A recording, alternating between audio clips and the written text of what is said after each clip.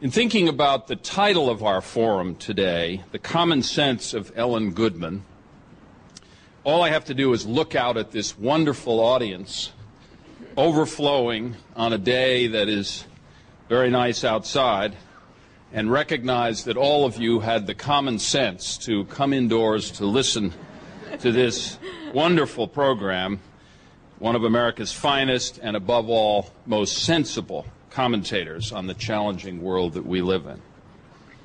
And here at the Kennedy Library, we pride ourselves on having good sense, and we have done so by pairing Ellen Goodman with James Carroll, one of America's most thoughtful and insightful writers.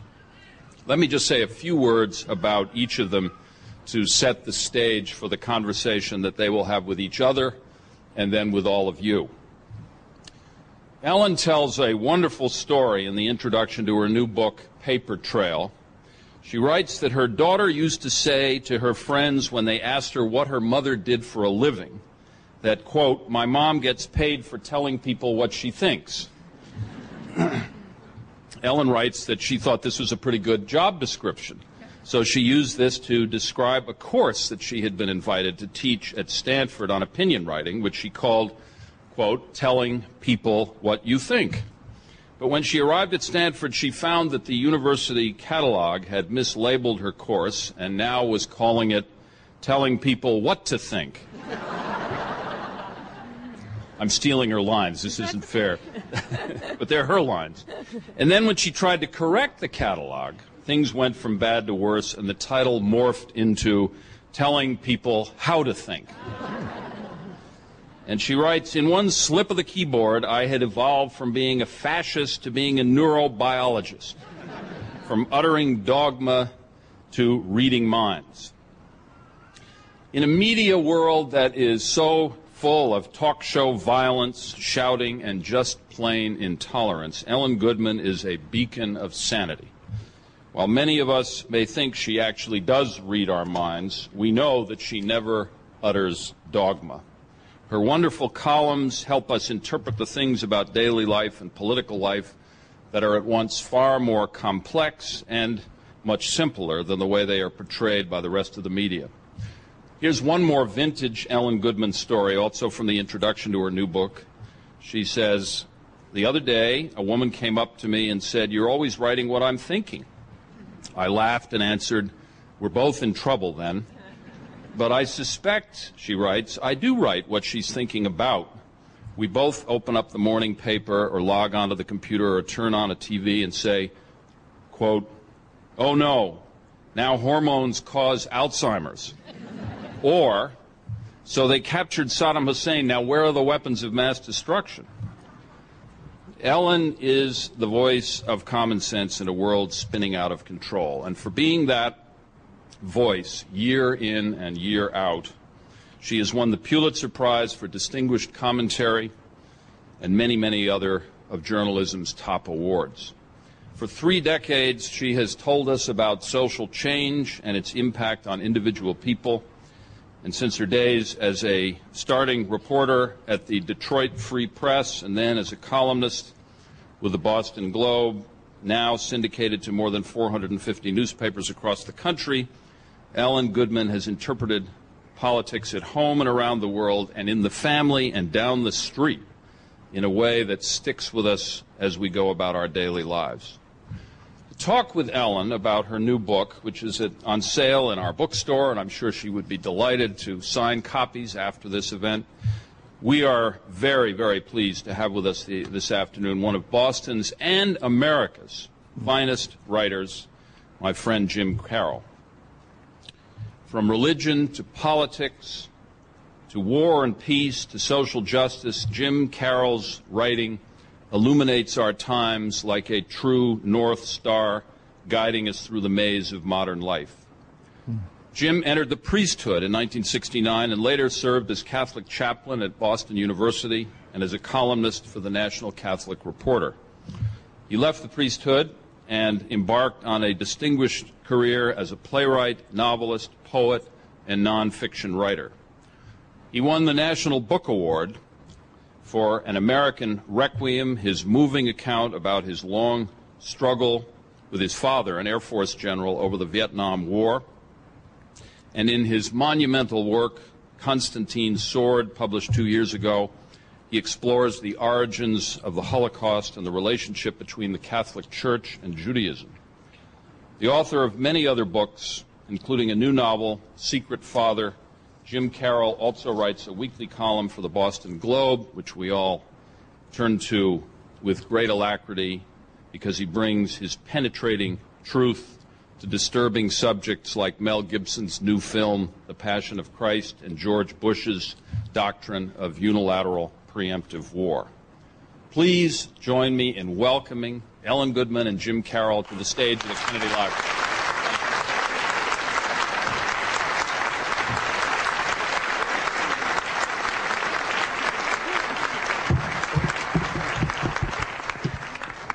Greetings, ladies and gentlemen. I'm so pleased to be here with you and with Ellen, and I get to say the introductory word or two, but I'm going to try to adjust this microphone so that I can see you and see Ellen at the same time.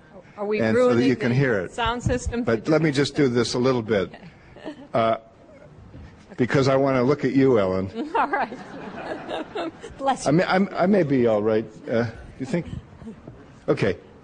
So, what a privilege it is to be here this afternoon. I first want to acknowledge John Shattuck and that fabulous introduction that honors both of us, John, and note that John himself is recently the author of a very important book derived from his experience as a human rights prophet, State Department official, and former ambassador to Czechoslovakia, Freedom on Fire, a book that everyone should take note of in this special time because it's addressed in powerful ways to the problems facing us as a country. But Paper Trail, Ellen's book, a treasure, between two covers, the many words that have made us all so devoted to Ellen Goodman's writing down through the years. And this book is a very special publication because it's drawn from her work over the last decade. And because of that, it really effectively amounts to a very powerful chronicle of what we've been through in this last period of time in our country and in the world, as men and women, as Americans, as parents, as children, as people trying to make sense of life in a very quickly changing time. So this afternoon, it's our privilege to have a conversation with Ellen. I'll begin it by raising some questions that I have and that may be of interest to you. And then at a certain point, I'll open the conversation to everyone in the room and hope that we can all enjoy this splendid afternoon and the hospitality of the folks here at the Kennedy Library.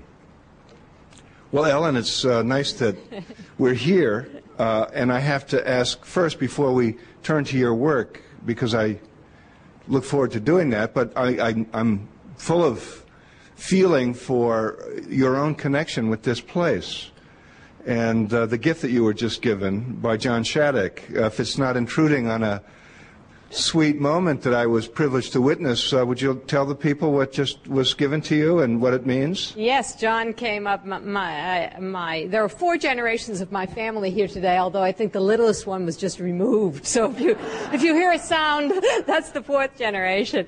But my family's connection with the Kennedys goes way back to the time when my father had worked for Kennedy's campaign for the Senate. And then my father, Jackson Holtz, then ran for Congress, and Jack Kennedy nicely came and campaigned with him. And John just gave me this wonderful photograph of myself and my mother who is here, and my sister who is here, and my father and Kennedy. So I think I was 12 or 13 at the time. So I now have this picture to share with the rest of them. It was really wonderful. And there is a tape that my father did in the library, too. So there is a sort of special family connection over all these decades. I noticed President Kennedy, then Senator Kennedy, standing next to your father, but it seemed to me he had an eye headed in your direction. Is that? I don't know. No. Well, John just quoted your daughter, Katie. Is she here? No, she's not. As saying, my mom gets paid for telling people what she thinks. How do you know what you think, Ellen? How do you, we depend on you for the clarity of thought that you bring to complicated subjects. How do you get there yourself? Well, I think one of the things that people tend to think that columnists just kind of sit there and suck their thumb and then start typing.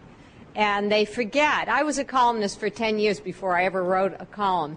So I think they forget how much of column writing starts with reporting. You were a journalist for 10 years before you wrote a column. Right. Yeah. You said you were a columnist for 10 years. Oh, I'm sorry. Yeah. I was a reporter for 10 years before I ever wrote a column. In fact, when Tom Winship gave me the column, the big joke to him was that he was trying to get my opinions out of the news hole.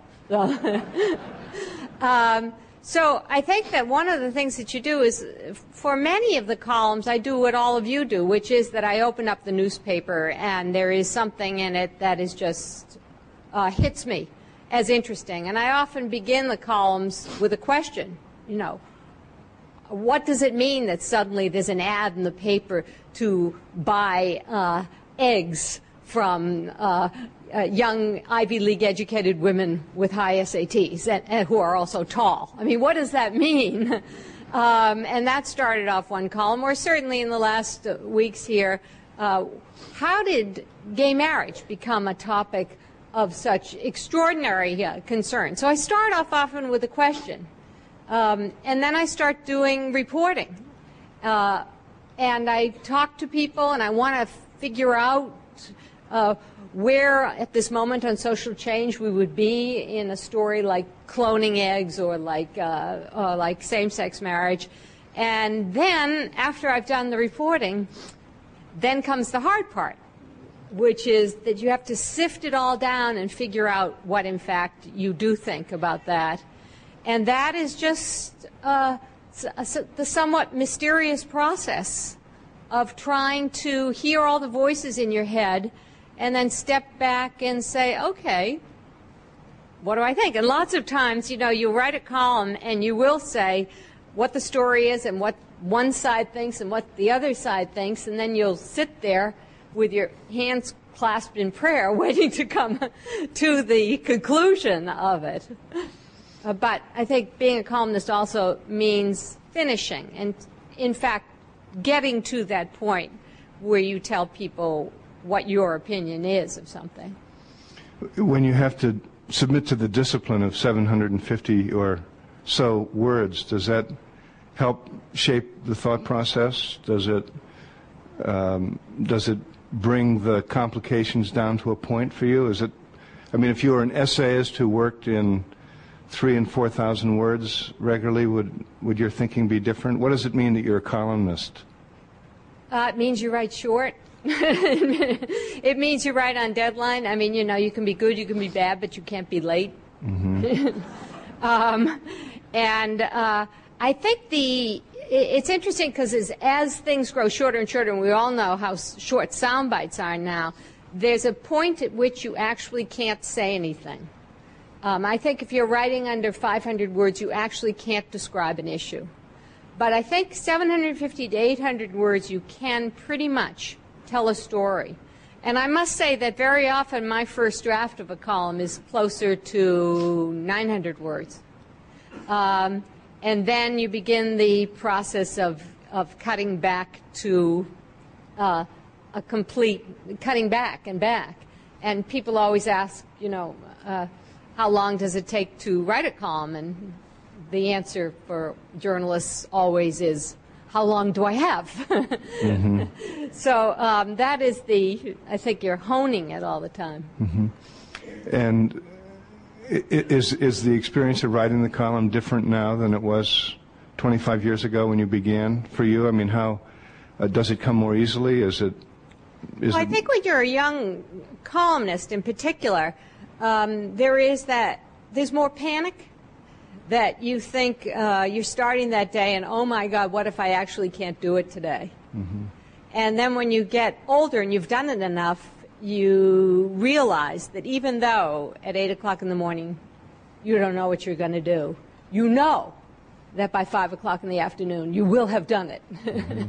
So you develop, I think, a little bit more confidence in your own completion of task.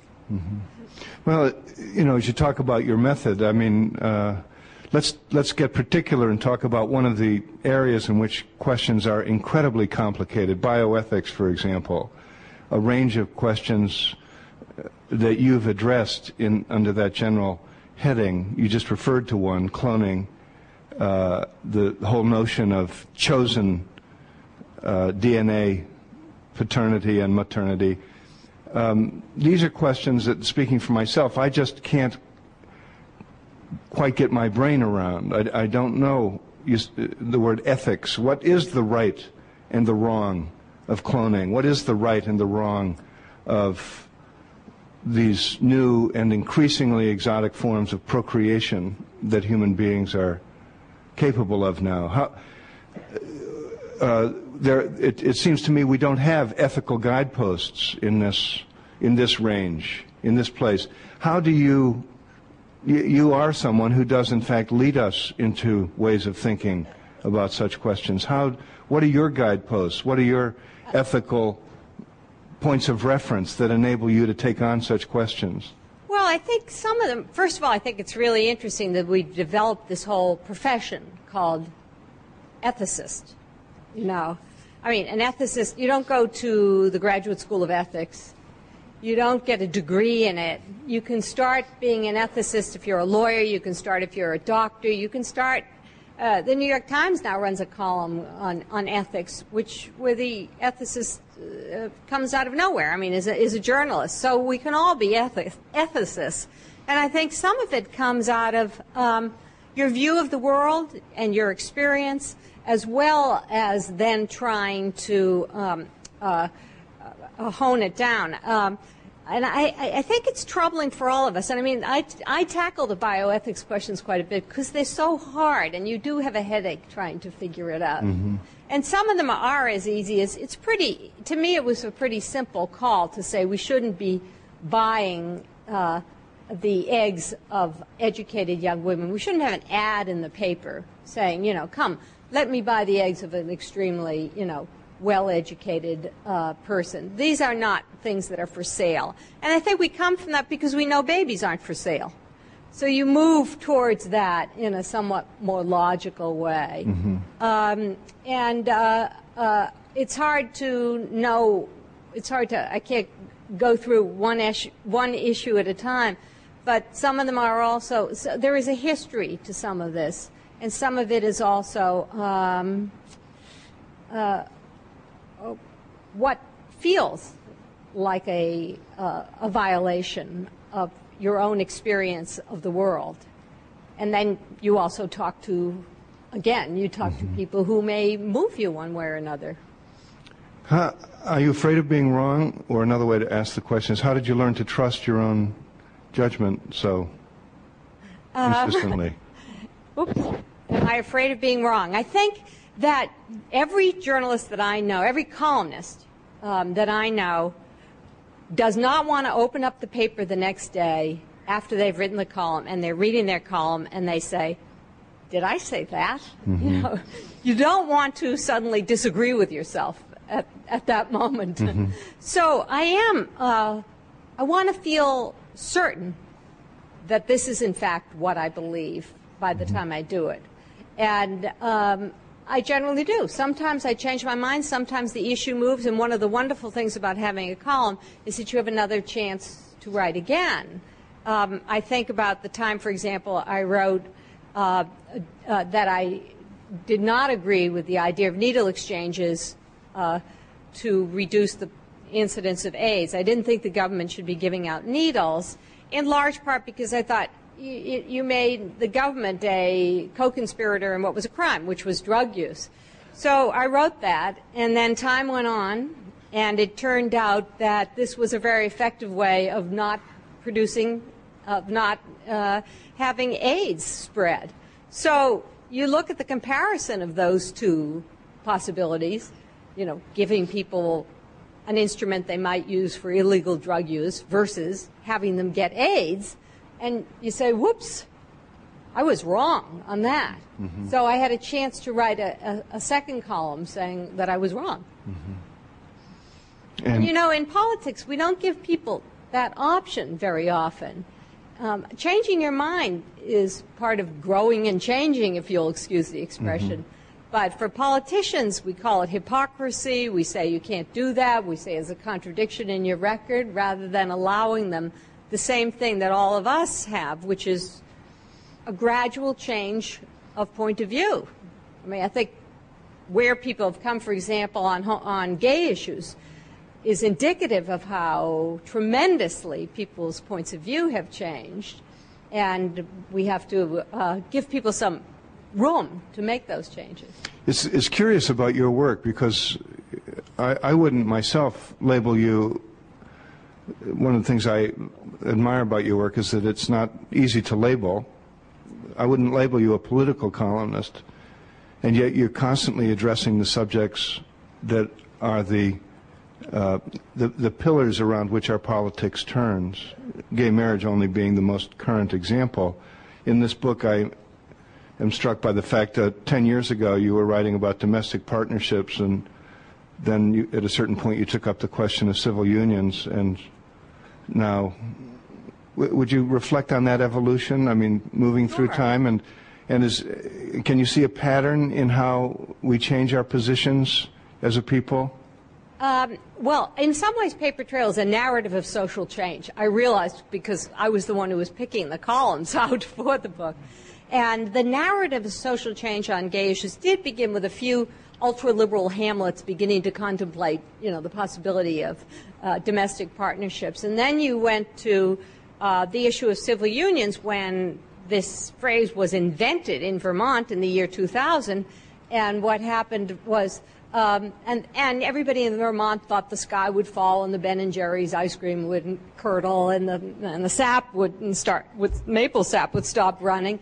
And none of that happened, but you fast forward now to talking about gay marriage, and suddenly civil unions becomes the conservative and moderate position, which is a wonderful way to look at it, because we tend to think, oh, well, if you reach too far, there'll be a horrible backlash, which also happens. But it also happens sometimes when you reach too far, the thing that once seemed radical now seems moderate. And that, I think, happened on gay rights issues in this country. Also, what happened simultaneously was a kind of national coming out that gay people who had been much more closeted started talking. And we realized that we had gay people in our workplace and gay people in our families, and you know, suddenly Dick Cheney's daughter, even conservatives, Dick Cheney's daughter, and you know, Phyllis Schlafly's son, and Newt Gingrich's sister. So that even conservatives now, including the president, are talking about civil unions, while at the same time there are people still waving, you know, homosexuality as a sin banners, but that's become almost a minority position. So it's this fascinating way in which it's been a really wonderful issue in which to watch the way a change in attitude happens. And sometimes also, not to belabor this one, but we're all so on this subject, sometimes also the law changes before attitudes change. So that in looking at the gay issue and looking back to what Justice Marshall talked about, the comparison with interracial marriages, and when you look back to 1948, when the state of the High Court in California overturned their ban on interracial marriages, 90% of the people in this country were opposed to interracial marriages. That's 90%. I mean, that's everybody. Mm-hmm. So, and now that would be really an extreme minority position. So sometimes the law changes first and then attitudes. Would you think in a similar way about the changes that have taken place in the women's movement? Maybe even going back to when you started out as a young reporter in Detroit. I mean, and through the 60s and where we are today, what's the story there? How do you mark it? Well, the story of the women's movement, and it's I tend to think of the women's movement literally as the movement of women from one life pattern to many. And there are many ways to look at it, certainly in terms of autobiography, you know, that many of us, my generation was what Pat Schroeder calls the beachhead generation. You know, we kept landing on the beachhead and establishing a beachhead for the next generation, and we still are now as older women, I think.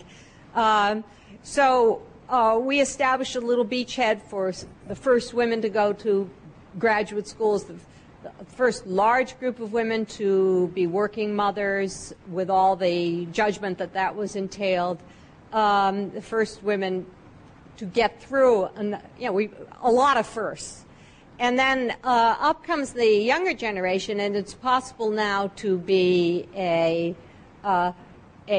conservative feminist, which would have been a contradiction in terms. I mean, there are many young women who are leading the lives that were radical, again, in my generation, and they're conservative. And some of them, you know, you say, you forgot. Mm-hmm. But some of them also have a variety of choices. And we think about, you know, in the book I write about, you mentioned, Jim, when we were talking earlier, that I had written about Hillary Clinton 4 times, mm-hmm. I think. And in the book, and I realized I had written about Hillary Clinton as, you know, First Lady and partner, 2 for the price of 1 First Lady, and then Hillary as wronged wife, and then Hillary as senator, which is itself this huge transition from being a wife to being a senator.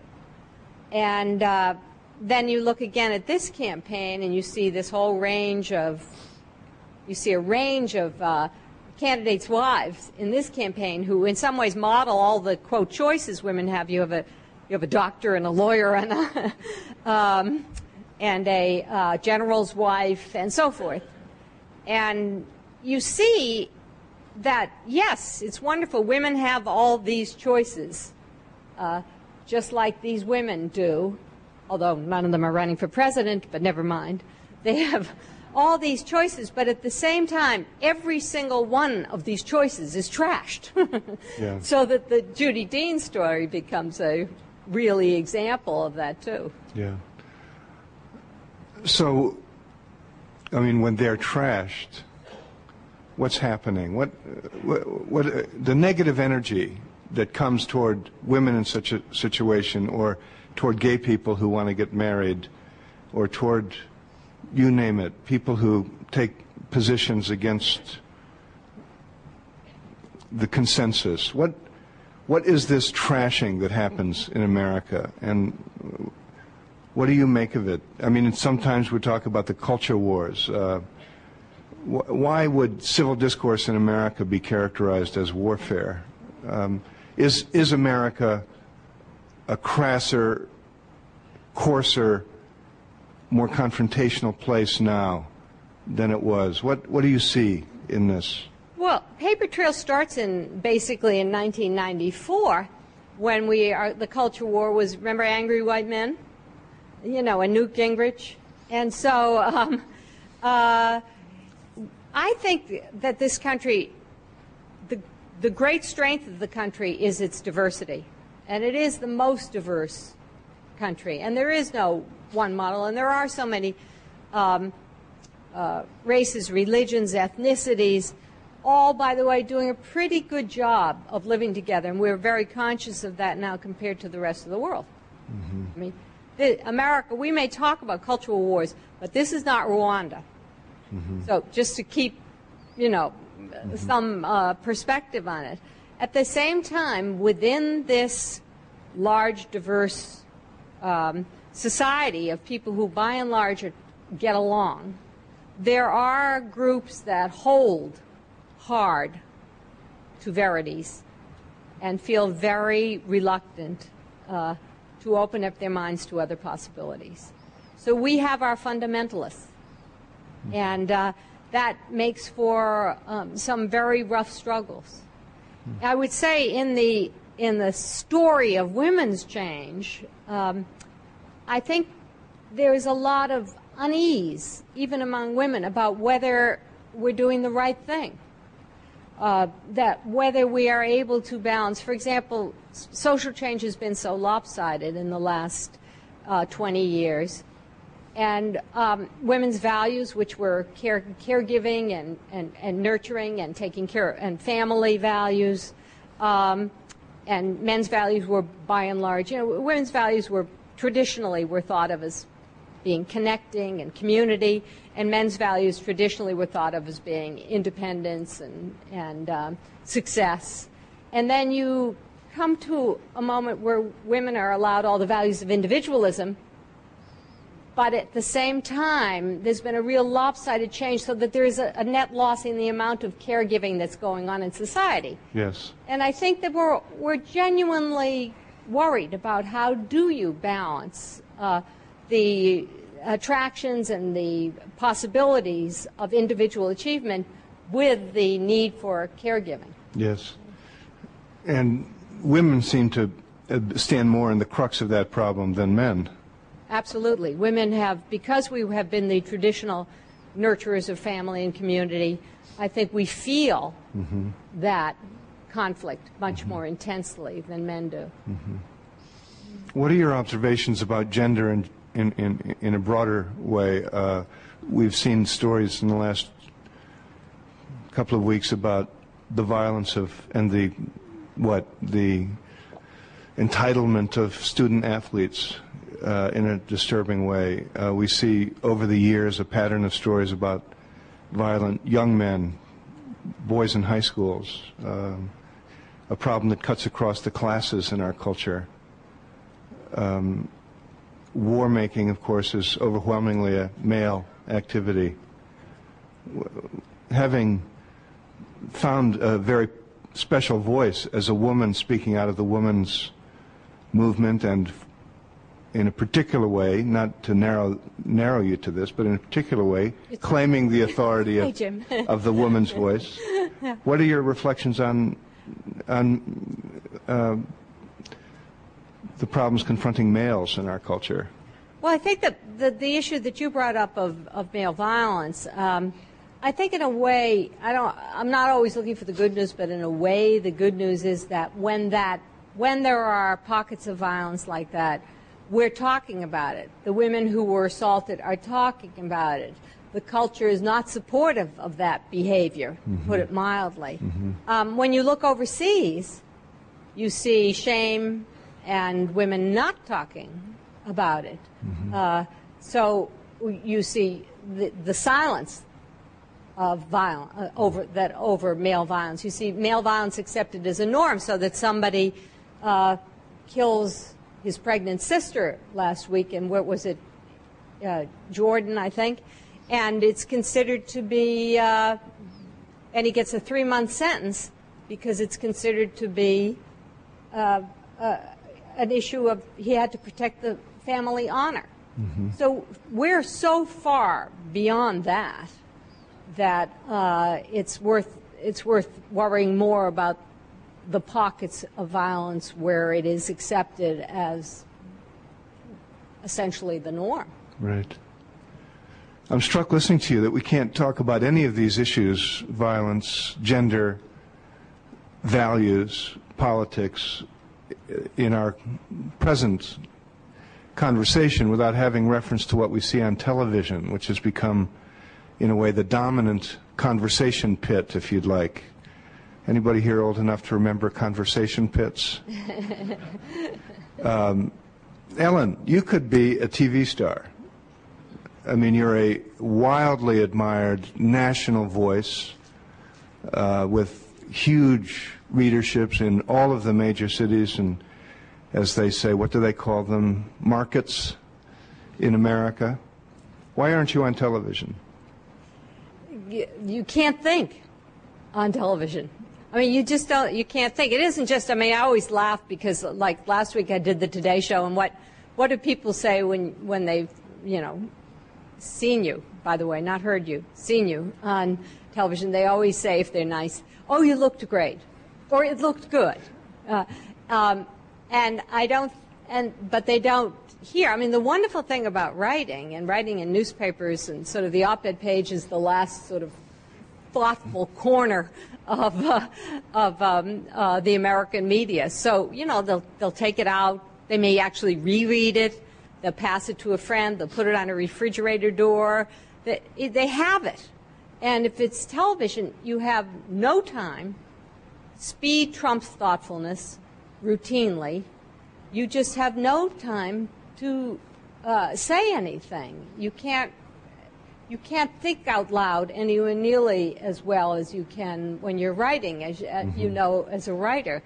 And I've never been attracted to doing it. I tell a story in the book about when I was asked to do one of these food fight shows, and this one was O'Reilly. And don't even ask why I said yes. I have no idea why I said yes. You're a nice person. It was a bad moment. And I was leaving the Globe, running to the car that was going to take me to the studio, and I literally ran into the glass door. Now, I had at that point been working at the Globe for 25 years. It wasn't like it was a new door. So I figured that was God's way of telling me I should never do the Bill O'Reilly show. But the other thing that happens, I mean, the fascinating thing about television is that most Americans feel somewhat ambivalent about the great issues of our time. Whether some of the social issues that we've been talking about, whether it is gay marriage or abortion or Iraq or almost anything. But you only see on television, you see that ambivalence split in half, two people of absolute certainties duking it out. And I've tested this a few times because I don't do late night television at all because I don't speak at 10:15. I'm really kind of... I'm through for the day at that point. So whenever the booker calls, and it's usually a very nice young woman, and she'll call to do it, see how you feel, and she'll say, how do you feel about this issue? And if I don't want to do the program, all I have to do is say, well, I have kind of mixed feelings about that. And you can hear the phone going down. So what does it do to the quality of our politics when the national conversation is so polarized? I'm interested in this because it means that nobody can speak at great length. I've been thinking about that just because of the way people have talked about it. I'm going to have to write about this, about how, oh my God, Kerry's got to learn to get it down to 18 seconds here, or no, that was way too complicated an answer. And whereas, say, Bush has got it down to the 2 seconds. And so... Nope. Nope, yup. And that's before he makes the jargon mistakes. So, well, what does that mean, that we've all become like judges of how people should use the media? So it's become anybody who speaks in full paragraphs or in layered or says, I believe this, but it isn't that simple, and I voted for the Iraq war, but then I came to realize that we don't allow that complexity of thought. And my other, would we listen to a Lincoln-Douglas debate that went on for 6 hours? Didn't it go on for 6 hours, if I recall? Well, you're beginning to sound a lot like John Kerry, and that's good for John Kerry, I would say. Maybe people will start telling John Kerry, you're sounding more and more like Ellen Goodman. He would win nothing. I'm aware that there are many people who want to join the conversation, and I'll open it in a moment. But let me just lift up two other general areas, one general, and then I want to ask you about a few specific columns that you wrote. But I'd love to hear you reflect on the tension between the public and private in your life as a writer. You often draw on your own experience, even your own family experience, your wonderful grandson, whose birthday is a couple of weeks ago, I think, was the subject of a column. You often write very beautifully about the domestic life, drawing on your own experience. How do you protect a sense of your own private space when you do that? And how do you honor the privacy of other people in your lives when you do that? Oh, I just rip them off. They're all here anyway for some obscure reason. I don't write confessionally, of course. And I generally operate with the feeling that, you know, every columnist has sort of 6 columns in them, that personal columns, you know. That's the first 3 weeks. And my personal life isn't all that interesting. So unless something that's happening relates to others, I rarely do write about it. At the same time, I think that readers want to know that you're a person. You're not an authority speaking from on high. You're a fellow struggler. You're somebody who is in the same daily life. You know, I have the same problems trying to get my computer to work. I wrote a column not long ago on the self-help economy and how we've all, you know, thrown back on our own. And also that I am a person in time and space and a real person. So I think that people will accept you even if they disagree with your opinions, and they will listen to you better if they, in fact, believe that you exist, if you're real. Well, could I ask you to apply the same standard then to politicians who are confronted with their version of the same problem? Do you have advice for a politician how to be real and personable without being confessional? I mean, we've all had that squirming moment when a politician tells us something we really didn't want to know. Right. Although some politicians have made us squirm more than others, you know. It's true. Clinton made us squirm a lot more than others, but I think you do protect. I think you can protect that space, and I was interested in when Howard Dean was running and his wife Judith Steinberg Dean attempted to protect that space. And I had gone up last fall and interviewed her during the time when she wasn't talking to anybody. She was talking to me quite nicely. In fact, we laughed. My husband drove me up, and I happened to have just be getting over a bronchitis thing, and I sat in her wonderful little office, which looks like sort of your kids'. The room that's still in your house from when your kids were in grammar school, you know, the old wooden desk and stuff. And she was so pleasant that within about 15 minutes, I had to control this impulse to tell her my symptoms, you know. It was true. Probably wouldn't have happened with her husband. No, not at all. He's a very different kind of doctor. He's much more of the removed doctor. I mean, if you had cancer, would come in and say, well, you got cancer, you know.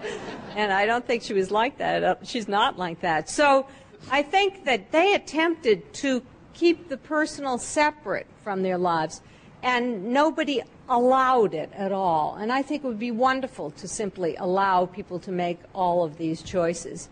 At the same time, we do want to know something about who a politician is, so that the life story, whether it's the John Edwards life story of where he came from, or the John Kerry story of where he came from, that life story does speak to us, because we feel that politics emerges in part, but not fully, out of biography. I mean, if it emerged fully out of biography, John Kerry and George Bush would morph. And so it's as important to know why they're different from biography as why they are the same. And finally, in this introductory part, you've written some very powerful columns over the 10 years that the book Paper Trail represents. And at the time, I'm struck by how huge their subjects loomed. And I'd like to just lift up a couple of them and ask you to tell us what you think these subjects mean now. You just mentioned President Clinton. You wrote several columns entitled, at least in the book, Clinton, Monica, and Us. For all of the angst that was generated around the Clinton-Lewinsky relationship, what do you make of it now? And as we get farther away from it, do you have an intuition as to how this story will resonate down through the years? I can't believe how much I miss him.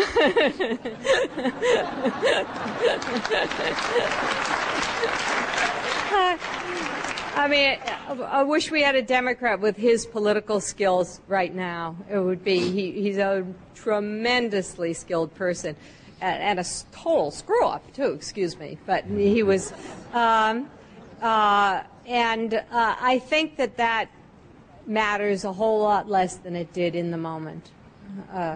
You know, it's a shame that he completely, you know, ruined his legacy through his own personal flaws, but it seems a lot less important, particularly in the post 9/11 world, than it did at the time. Yeah. You wrote powerfully about Princess Di at the time of her death, which was an event that consumed Western civilization in a way for weeks. What do you make of it now? I'm not sure what that was all about to this day. I think, again, it was just sort of, it was this person whose Cinderella story was cast up onto the screen. And when it ended tragically, people put their stories, put their fantasies and their fairy tales over onto that life. And I still, to this moment, I never felt that connection myself, and I've never quite gotten the intensity of that story. But, you know, and in many of the, I wrote a whole chapter in the book called Speed Zone, and many of those things that here today, gone tomorrow, you know, gone from Bobbitt, remember, to remind us who Bobbitt was.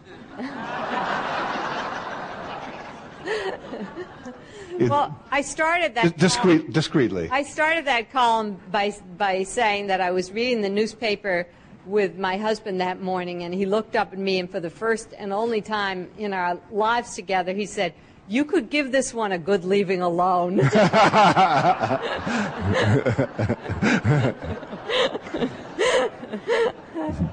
It was about Lorena Bobbitt, who took to her husband.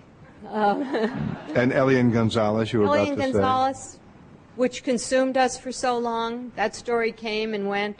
O.J. Simpson, all the way through to Kobe Bryant, to, you know, the scandal of the moment, and so many of those TV court cases. What do they mean? The problem with a culture that's addicted to the scandal of the moment is that when something truly significant comes along, Enron, the Roman Catholic Church, priest abuse, bishop cover-up scandal, a change in American foreign policy, preemptive war, the danger is that those events too will be treated like these more ephemeral, insignificant sensations. Can we distinguish between what's grave and what's shallow and deserves a good leaving alone? Oh, I think people can distinguish. Whether the media can is another story. But I think if you ask people to distinguish, what they certainly know the resonance of 9/11, the feeling of, you know, being at this moment in history when our relationship to the world is up for grabs, and we're on the tipping point of are things going to go along pretty well the way they have, or is catastrophe ahead? I mean, I think people really do understand that. People relate to the jobs because people and their families are out of work, or they relate to health care. But they don't always see it reflected because of this link between information and entertainment. I mean, this immediate morphing to entertainment, so that we call infotainment now. But I think people know what's serious in their own lives and in their hearts. Well, your readers are lucky, and we have a room full of them here. And I'll invite anyone present who'd like to join the conversation to come to either of these microphones, and perhaps you could introduce yourself to Ellen when you begin, and feel free to join the conversation. Yes, sir. Okay. My name is Martin Greenfield, and I'm a long fan of yours. Thank you. I've heard the analogy that newspapers have become to television what magazines used to be for newspapers. A little closer to the microphone, sir. That newspapers and columns have come to television what magazines used to be for newspapers. I remember as a youngster, I used to read the daily newspaper and then wait for magazines such as Cosmopolitan or Liberty or Saturday Evening Post to come out with a full explanation of what was happening. Now, do you agree with this tendency, and do you see any way that this might be reversed?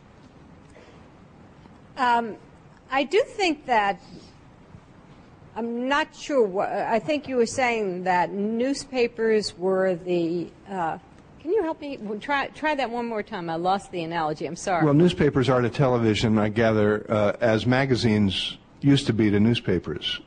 That is to say, the thoughtful background, the context that you can't get from television, Right. now you get from newspapers. Right. Okay. And perhaps another time. Thank you. I appreciate that. Yeah.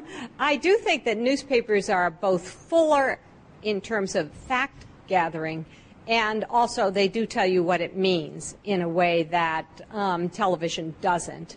And if you mean also in terms of the way the audience has shifted, that you have the people who read newspapers now, there has been a diminution of in the numbers of people who read newspapers, but the people who read them read much more thoroughly. All the research will tell you that, so that they are really reading. This is the part of the population that really wants to know what happened and what it means.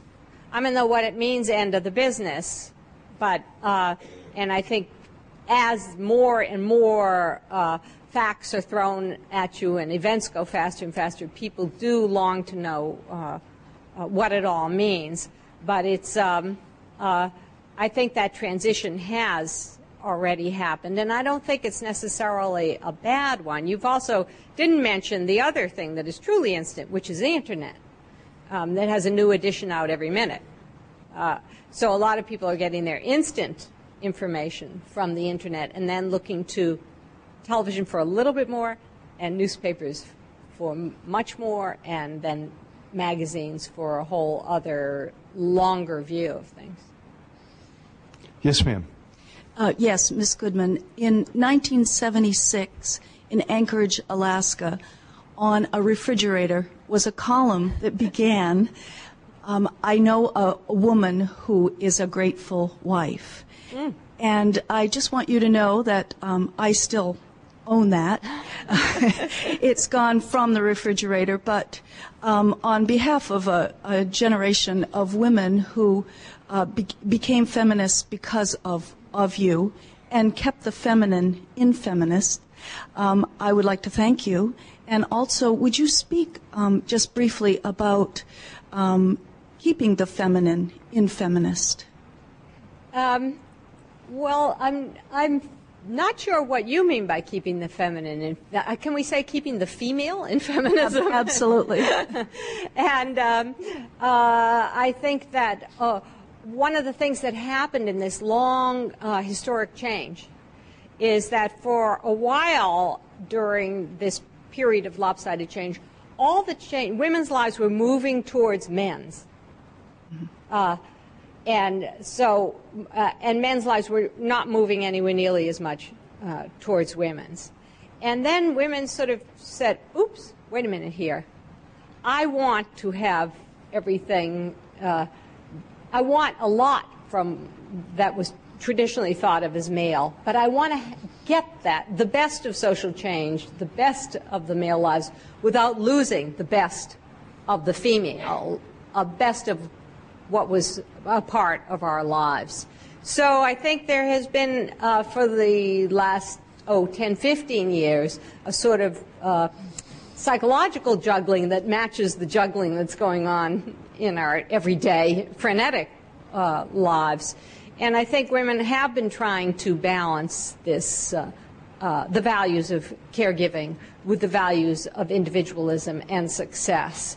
That's an old, so that those are the keeping the traditional female values and actually trying to make them have more power in the world at large. And that's been quite a struggle.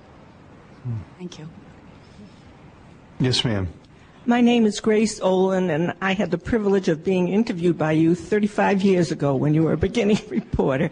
But I'm interested, it's wonderful that you have a market beyond Boston, which I think is great. We think of ourselves sometimes as not representing the nation.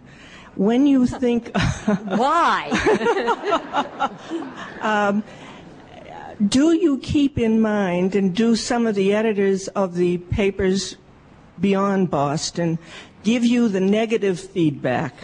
And what kinds of topics would you leave alone? Well, I wouldn't leave anything alone except when it deserves a good leaving alone. But sure, I get response. You know, one of the things about email, one of the things about telling people what you think for a living is that they tell you what they think of what you think.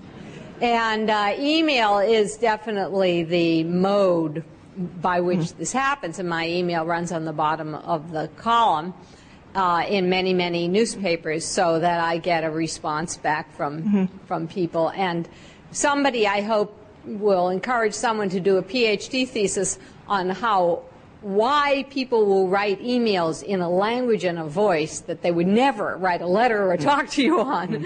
So I get a lot of the you Massachusetts liberal thing. And that's the good stuff. And just, I think it was 2 weeks ago now, or a week and a half ago, I wrote a column just thanking San Francisco when they started gay marriage there, because they took the heat off of the Massachusetts liberal once again. But this whole thing about how we're in an isolated pocket of the country where nobody agrees with our values, and, you know, I don't buy it. First of all, I mean, red states, blue states, I can never remember which we are. We're the blue, right? I don't buy it entirely. I think that there is certainly a tension between conservatives and liberals, but it's not so much east and west. Sometimes it's urban versus rural. Sometimes it's one religious group versus another. But I don't think it's anywhere nearly as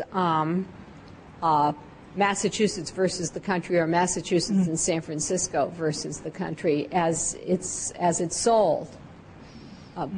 You remember that slogan from 1972, as Massachusetts goes, so goes the District of Columbia.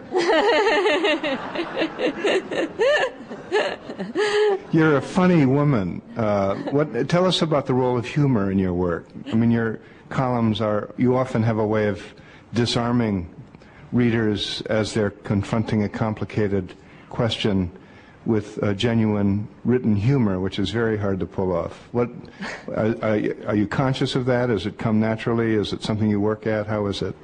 Well, I think if you don't go through life with some kind of, you know, irony or humor, or you're really sunk. And I think I do probably come by that just as a matter of temperament. But also, how do you look around and see things and not see the incredible sort of head-shaking humor in some of it? Sometimes I think we're sort of blind to the dualities and the contradictions and the just hysterical stuff that's going on. I mean, some of it is pretty serious, too, so you don't always feel that it's appropriate to laugh like at the president, but some of it is not. Well, I know that's one of the things that endears you to readers. Yes, sir. I'm Dan Asher from Cape Cod. I'm not a reader of your column. I read other publications, sorry to say. But my question follows on the heels of the question that was asked earlier. Perhaps I'll put a business spin on it. How do you satisfy the Boston Globe, the business end of the Boston Globe, and yet you may argue in contradiction with your viewpoints with people who live out in Iowa, Idaho, Montana, and so on, where you may be... My daughter lives in Montana, so don't pick Montana. All right. North Dakota or some other places that might not be as liberal or as open to new ideas as, I assume, correct me if I'm wrong, your key audience here in Massachusetts. You know, I don't think about it very much, to be honest. There's a wonderful line from Eudora Welty where she says, I write for myself and others. The others, dear reader, are an afterthought. And it's not true entirely at all, because you do think about, you want people to be clear, you want people to understand, you want to be respectful of people who disagree with you, and that's probably one clue, because I really do try to tip my hat to the people who disagree and sort of say where they are and where I am and how to work through that to hopefully my conclusion, but if not, at least they know that I have respected them. So I think some of it really is that if you show respect for other people's point of view, they will follow you through and listen to it.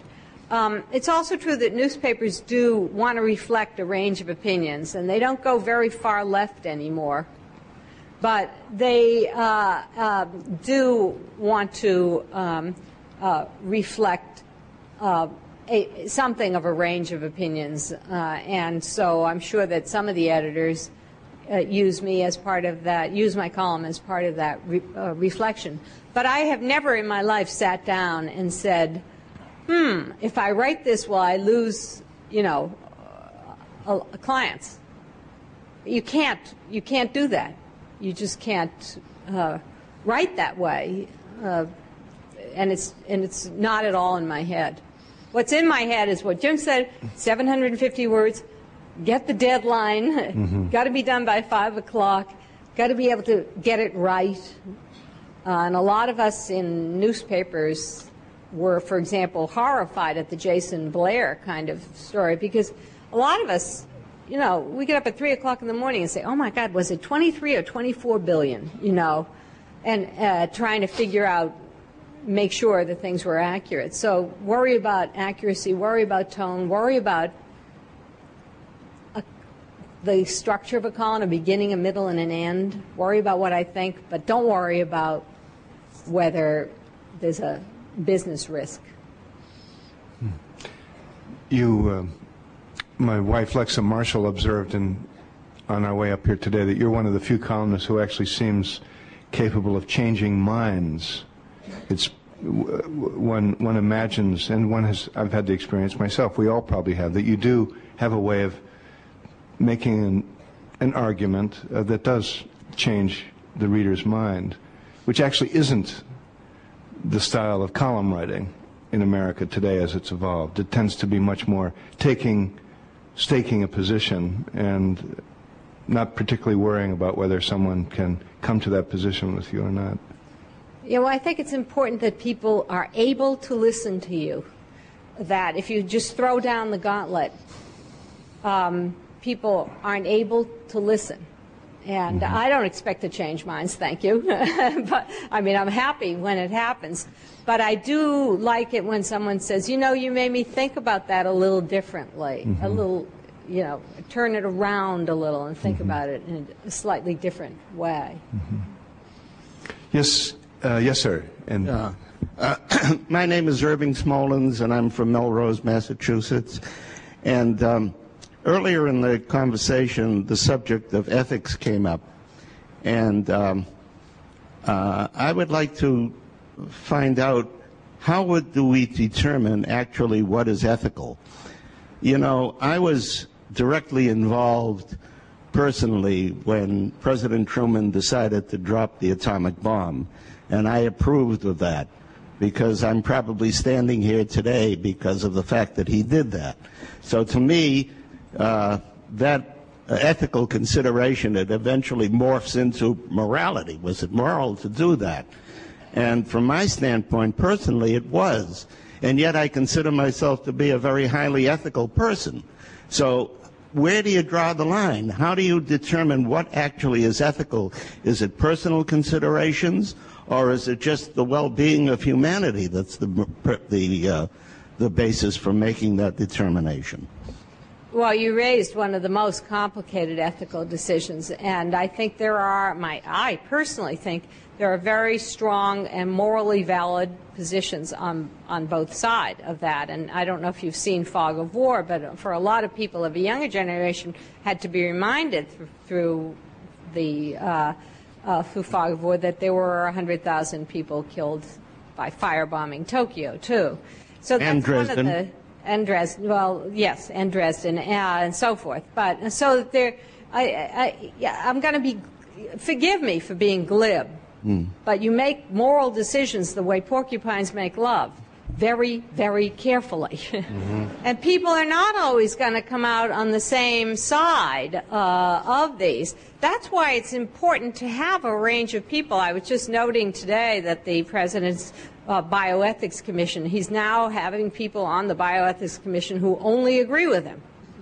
Well, you know, that so that you have an unethical Bioethics Commission.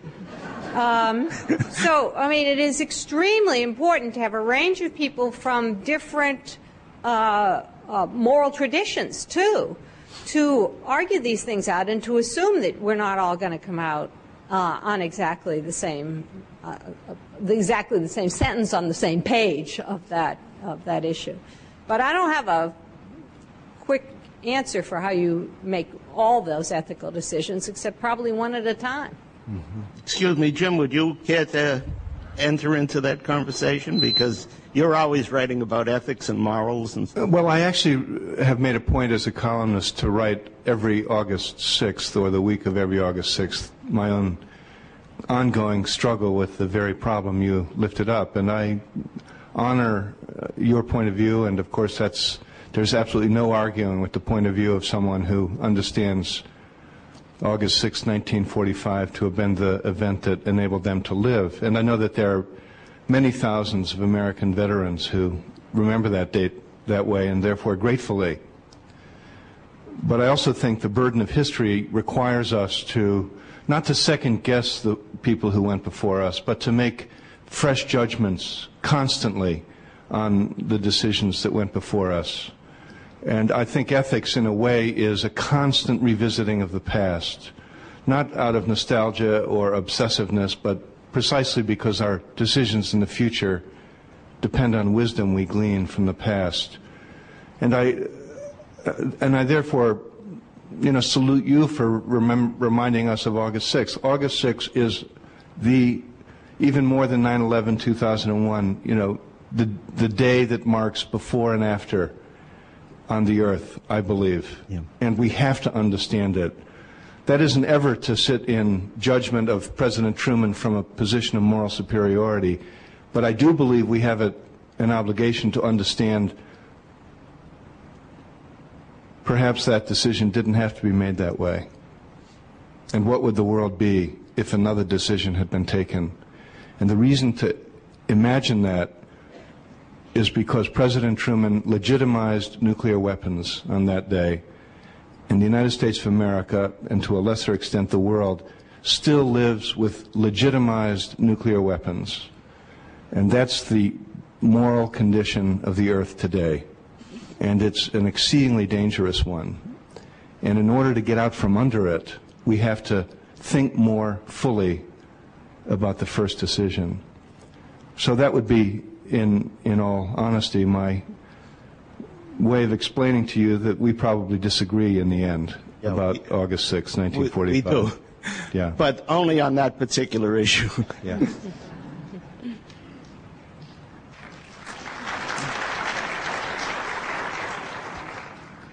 I'm Tom Dwyer from Mansfield, Massachusetts. I think I'm going to move from the sublime to the ridiculous here with this question, but I'm interested in actually both of your opinions on this fascination that we have in our culture right now with reality shows and reality TV, and the fact that it's not just reality shows and reality TV, it now becomes news, and we have news shows that talk about what happened on the reality TV the night before, and make it sound like it is actually legitimate news for the morning shows. I'd be interested in your thoughts on that. Well, you just echoed them. So it's bizarre. I mean, it is totally bizarre. I mean, that entertainment, how much of the space, entertainment, news, I mean, there is also an oxymoron, entertainment, news, but how much of the space now takes place in and around entertainment, whether we have, and then you can't always tell when it's news and entertainment anyway. When, I mean, was the Janet Jackson story news or entertainment? And when did it move from entertainment to news? The wardrobe malfunction, for those of you who have blessedly forgotten. It's such a media culture that everything that goes on in it is, in fact, also turned into news, and sometimes, and often frivolized, if that's a verb. But if I could just ask one quick follow-up. Sure. But why is that? Why are we fascinated with this as a society? Well, I think, first of all, are we, or is it presented to us by the media and it's cheap television? But also, I do think there's one other piece of it that I find interesting, which is that Americans now don't necessarily know who their neighbors are. And the people in the entertainment world have become their neighbors, the people they gossip about, the people they think about. We keep throwing up new people onto the chart, whether it's Scott Peterson. Suddenly he's the neighbor that we now gossip about. And it is a way in which people connect at the water cooler, who may not even know each other anymore. So there's some sort of strange transformation going on around the word community. And we are now a community of television watchers, and and of internet observers. And these are our people. They're not really our people. And it doesn't really matter, but we were talking about Princess Di before. People reacted as if she were their sister or their relative. And in fact, she wasn't.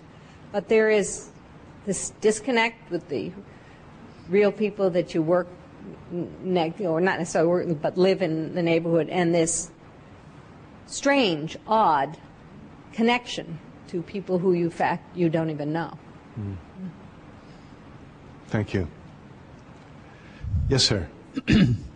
I'm Nick Danforth. I wanted to ask you, Ellen, to say a little more about men, especially in the domestic domain, because I talked to you 30 years ago when we were at Harvard. You were a Nieman Fellow, and I remember you being very sensitive to men's pressures, strengths, and weaknesses, very appreciative and balanced, and I think you have been very sensitive in the 30 years since then about both genders' issues. And by the way, I think that's another example. The men are another example of how you can get more readers to hear you if you don't hit them over the head. You've done that more than any women writer. But I want to update a report card. How are we doing? Because today you said twice women have made great changes in the women's movement years, but men haven't. And I work on this issue. I'm hoping it ain't so awful. Are we hopeless, or is there hope? Oh, no, I think that men have also made great changes. The society supports the changes that women have made towards men's lives by, real stuff, paychecks, etc. But men have made great changes. Certainly a whole generation of men are not the fathers they had. They've changed in terms of fathering tremendously. At the same time, I think men have gone through a period of change that mirrors the sort of external changes that women's lives have gone through. Women's lives have gone through, family, balancing family and work. And I think in some ways Men have gone through a kind of internal change, that they went from, having as a role model John Wayne to Alan Alda to something sort of halfway between Colin Powell and Bruce Springsteen, a sort of muscular sensitivity, if you will, that men have struggled to be strong without being silent. And that has been an internal struggle that I think many men are sort of halfway through that process as well. So that both in terms of fathering, men have changed enormously, and in terms of this psychological change. At the same time, society does not support and is probably more frightened of men changing than even of women. So that, for example, if a woman decides to leave work in order to stay at home, there's a lot of difficulty for that too. Will she be able to get back in, et cetera, et cetera? How does she feel about her work and family? But for a man to do it, he is judged far more harshly by society and finds it far harder to get back into the workforce, even than women do. So society is pretty harsh on men still. Thanks. Yes, sir.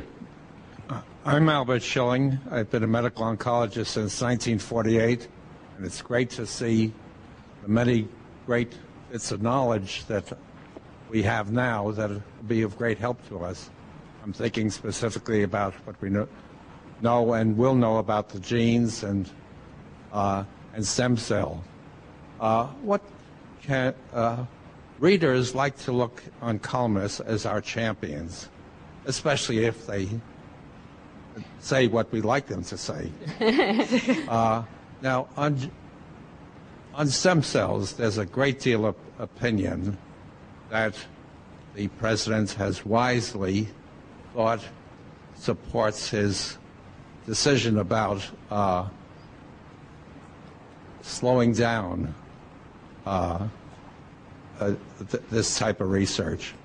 I'd like to ask two columnists of somewhat different styles what columnists can do to help us, those of us who think that gene research should be forwarded. And it was great to see the headline in the Globe today that at least Harvard is taking some steps to move this forward. Did you want to? Well, I think of Ellen Goodman as a model here, which is how to simplify an incredibly complicated question. And I confess that for me, the complications outweigh the simplifications still. But my broad frame of reference is that we live in a revolutionary time. The human species is undergoing rapid change, so dramatic that we can even see it. These are mutations, cultural and species mutations we're living through. The change in 1 century of the entire meaning of reproduction and the relationship of the physical self to reproduction has really made so many traditions and traditional impulses irrelevant, of no use to us.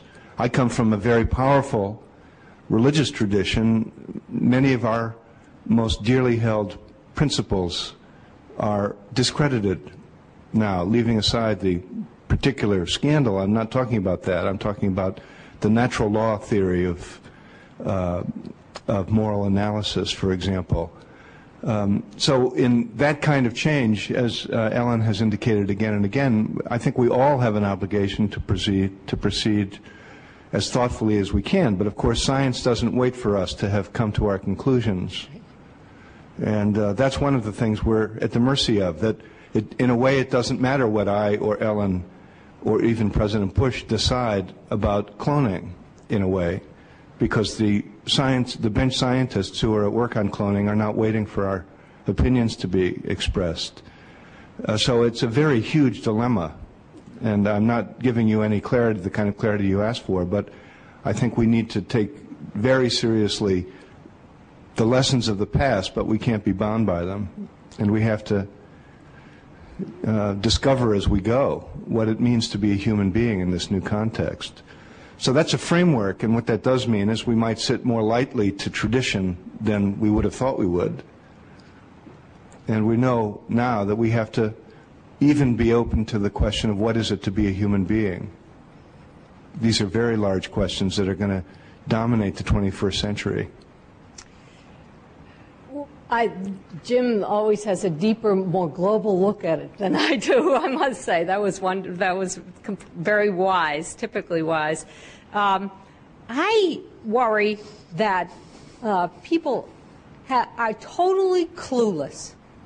That here we are, we're talking about cloning and trying to parse the difference between whether you clone a human being or you have stem cell cloning, and people are still arguing all over this country about whether they should teach evolution in the schools.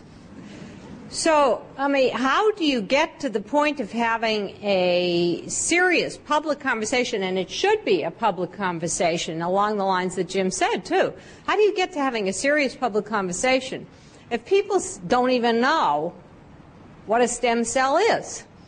And part of what the job is, is to try to explain the fundamentals, too, and to explain where it fits on this large spectrum of change that you were describing, and then to actually say, we've got to make distinctions here, that we can.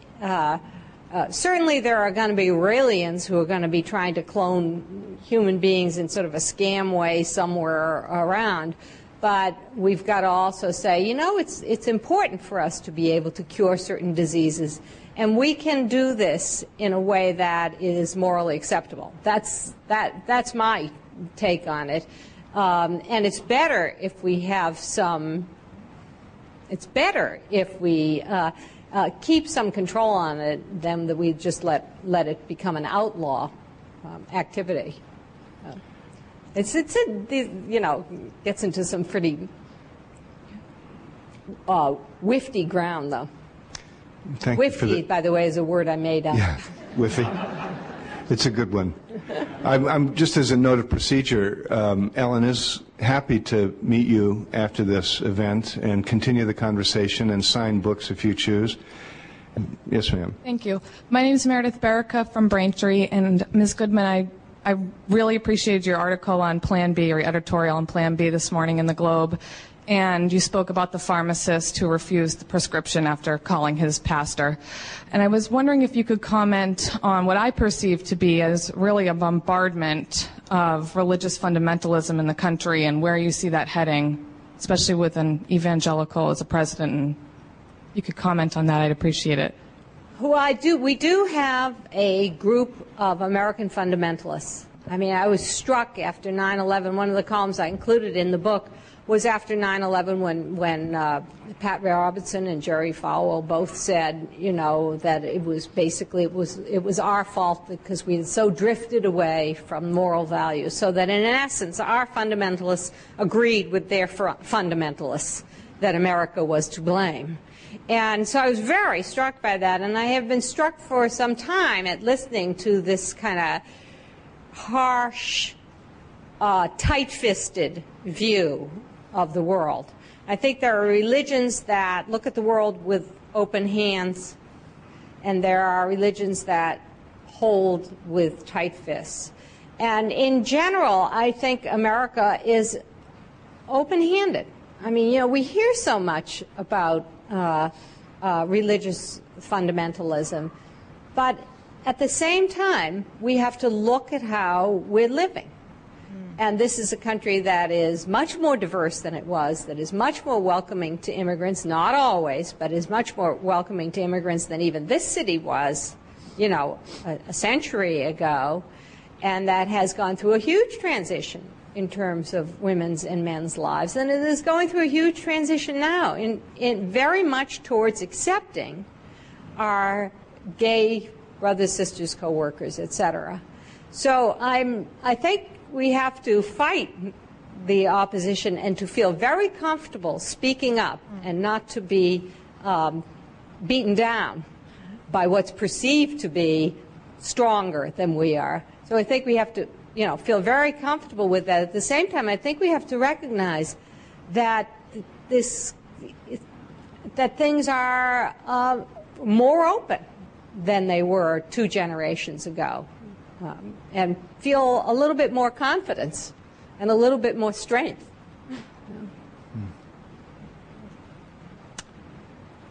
Well, we've come to this point in the conversation where I'm going to honor the book we're here to acknowledge by asking you, Ellen, if you would pick a passage and read from it for us.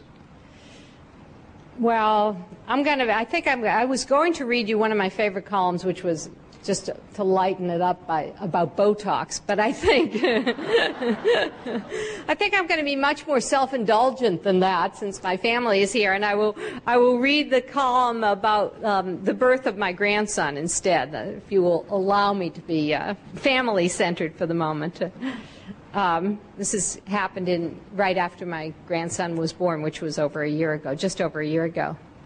We are watching the sunrise, my grandson and I. It's our time of day when his sleep-deprived parents hand him over, warm and groggy. Maybe this is why God created grandparents, I tell this newborn. At his stage of life and mine, our biorhythms are in pre-dawn synchrony. We do the morning shift together. It's been only a few days since grandparents, cousins, honorary aunts and uncles and friends began welcoming this boy into our village. Pictures and good wishes are still traveling across the internet tribe. Now sitting here, I wonder if there's a grandparent pheromone or instinct that goes unmentioned in the DNA research. There must be some chemistry that turns adults with opera subscriptions and espresso machines into people who put bumper stickers on their cars that say, "Ask me about my grandchildren." Logan was born 3 weeks early into a troubled world. War brewing with Iraq, North Korea threatening nuclear weapons, suicide bombings in Israel. I remembered the Chinese curse, "May you live in interesting times." Then I smile at my grandson and ask, "What was your hurry?" When he ignores my question, I rerun the family tape to other best of, worst of, interesting times. I was born in 1941, just months before Pearl Harbor and before the war in Europe became the Second World War. My daughter was born in 1968, at the height of the Vietnam War, in the weeks between Martin Luther King Jr.'s and Robert Kennedy's assassination. Our birth years were so dismal that even the wine wasn't worth the space in a wine cellar.